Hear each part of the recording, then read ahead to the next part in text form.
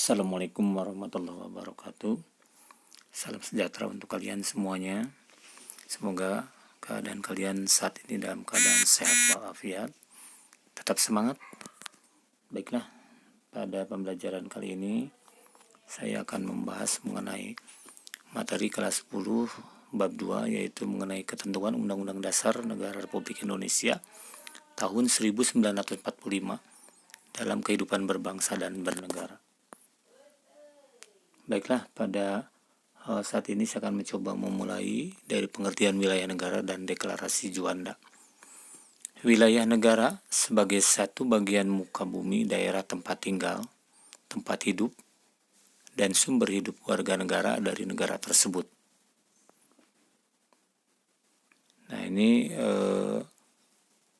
ada isi dari deklarasi Juanda. Jadi berkaitan dengan wilayah negara Indonesia pada tanggal 13 Desember 1957, pemerintah Indonesia mengeluarkan deklarasi Juanda. Berikut berdasarkan deklarasi Juanda 13 Desember 1957 bahwa wilayah Indonesia terbagi atas pertama, teritorial, yaitu penetapan batas wilayah laut diukur dari garis pantai sejauh 12 mil. Yang kedua, zona ekonomi eksklusif, jadi penetapan batas perairan sejauh 200 mil. Dan yang ketiga, landas kontinen, yaitu tanah dasar lautan sedalam 150 meter, jadi diukur dari dasar laut. Ruang lingkup wilayah negara Indonesia. Wilayah negara meliputi wilayah daratan termasuk tanah di bawahnya. Kemudian yang kedua, wilayah perairan. Ketiga, wilayah dasar laut dan tanah di bawahnya yang terletak di bawah wilayah perairan. Dan wilayah ruang angkasa. Kewenangan pemerintah dalam mengelola wilayah negara dan kawasan perbatasan tercantum dalam peraturan mengenai batas wilayah antar negara, yaitu Undang-Undang Nomor 43 Tahun 2008 Pasal 10 Ayat 1. Undang-Undang Dasar Negara Republik Indonesia tahun 1945 mengatur pihak yang berhak menguasai kekayaan alam di Indonesia. Berikut merupakan pengertian penduduk dan warga negara. Penduduk adalah semua orang yang bertempat tinggal atau mendiami wilayah suatu negara yang tunduk terhadap peraturan dari kekuasaan negara. Sedangkan warga negara adalah anggota sebuah negara yang mempunyai tanggung jawab dan hubungan timbal balik terhadap negaranya. Jadi sini ada perbedaan yang sangat mendasar antara penduduk dan warga negara. Jadi bisa jadi penduduk adalah orang asing yang tinggal di negara ini. Tapi tidak semua yang tinggal di negara ini mempunyai hak dan kewajiban secara penuh. Warga negara adalah anggota sebuah negara. Oleh karenanya, warga negara memiliki hak dan kewajiban secara penuh.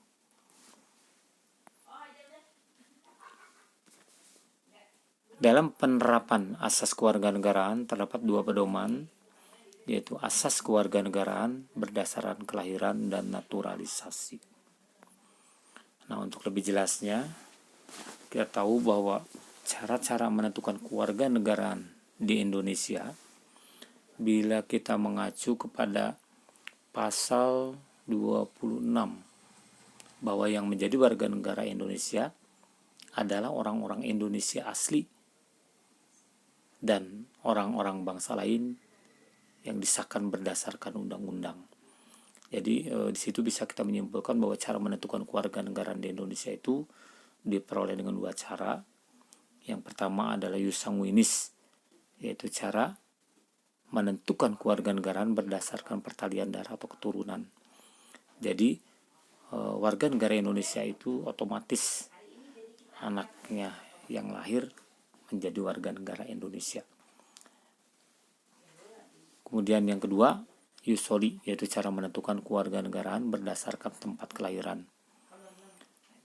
Nah, bila kita mengacu pada pasal 26 tadi bahwa bangsa lain yang tinggal di Indonesia itu tidak secara otomatis menjadi warga negara Indonesia. Begitupun warga negara asing yang melahirkan anak di Indonesia, anaknya tidak otomatis menjadi warga negara Indonesia. Pada mereka itu harus menempuh apa yang disebut dengan naturalisasi. Jadi apa naturalisasi itu? Naturalisasi itu yaitu cara-cara warga negara asing menjadi warga negara Indonesia, yaitu dengan cara tinggal 5 tahun berturut-turut di Indonesia atau 15 tahun tidak berturut-turut.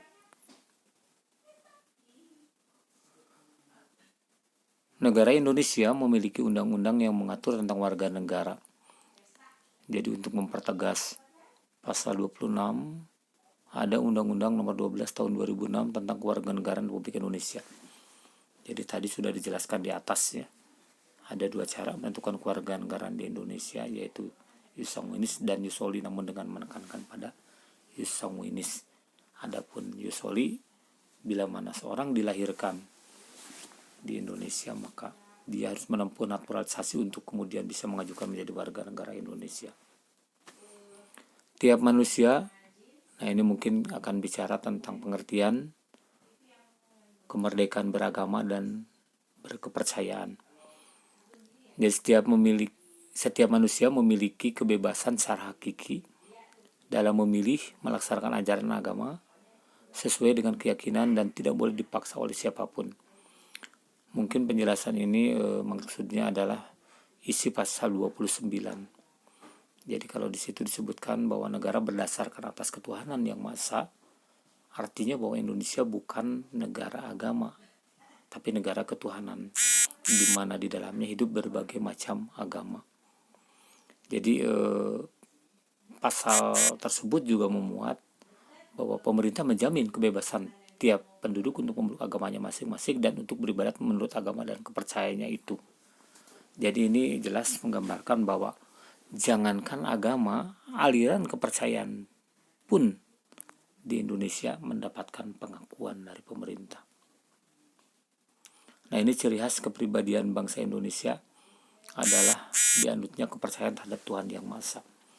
Jadi seperti yang tadi digambarkan bahwa negara Indonesia adalah negara ketuhanan, sementara pemerintah memberikan jaminan kebebasan tiap penduduknya untuk memeluk agamanya masing-masing dan untuk beribadat menurut agamanya dan kepercayaannya itu. Indonesia mengenal trik kerukunan beragama, yaitu 3 prinsip dasar aturan yang dapat dijadikan sebagai landasan toleransi antar umat beragama di Indonesia. Jadi mungkin penjelasannya seperti ini. Trik kerukunan atau toleransi itu meliputi pertama, kerukunan antar pemeluk agama yang sama. Yang kedua, kerukunan antar pemeluk agama yang berbeda. Karena di kita ada 5 agama, maka kerukunan antar pemeluk agama yang berbeda. Dan yang ketiga, kerukunan antar pemeluk agama dengan pemerintah. Selanjutnya ini substansi pertahanan dan keamanan negara Kesatuan Republik Indonesia.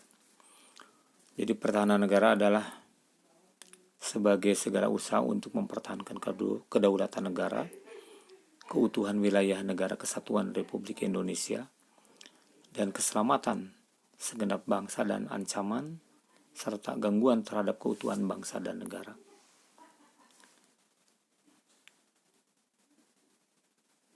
Pandangan hidup bangsa Indonesia tentang pertahanan negara berdasarkan penjelasan atas Undang-Undang Nomor 3 Tahun 2002 sebagaimana ditentukan dalam pembukaan dan batang tubuh Undang-Undang Dasar Negara Republik Indonesia tahun 1945. Jadi di dalam batang tubuh kita menemukan ada pasal 30. Ya, jadi di situ bahwa setiap orang berhak atas pembelaan terhadap negaranya. Adapun ketentuan mengenai kedudukan dan peran TNI serta Polri dalam pembelaan negara diatur dalam ketetapan MPR 6 yaitu tahun 2000. Pemerintah mengadakan berbagai program untuk menyelenggarakan pertahanan dan keamanan nasional. Nah, upaya bela negara adalah sikap dan perilaku warga negara yang dijiwai kecintaannya kepada Negara Kesatuan Republik Indonesia yang berdasarkan Pancasila dan Undang-Undang Dasar Negara Republik Indonesia tahun 1945, yaitu dalam menjamin kelangsungan hidup bangsa dan negara. Di dalam kehidupan bermasyarakat terdapat nilai-nilai bela negara yang harus dipahami, yaitu yang pertama, cinta tanah air. Yang kedua, kesadaran berbangsa dan bernegara. Yang ketiga, Pancasila. 4, rela berkorban untuk bangsa dan negara. Dan yang kelima atau terakhir, memiliki kemampuan bela negara. Ya, demikianlah penjelasan bab 2. Mudah-mudahan apa yang tadi saya jelaskan semakin menambah pengetahuan dan wawasan kalian. Selamat bertemu kembali pada video pembelajaran berikutnya. Terima kasih atas perhatiannya. Wabillahi taufiq wal hidayah. Assalamualaikum warahmatullahi wabarakatuh.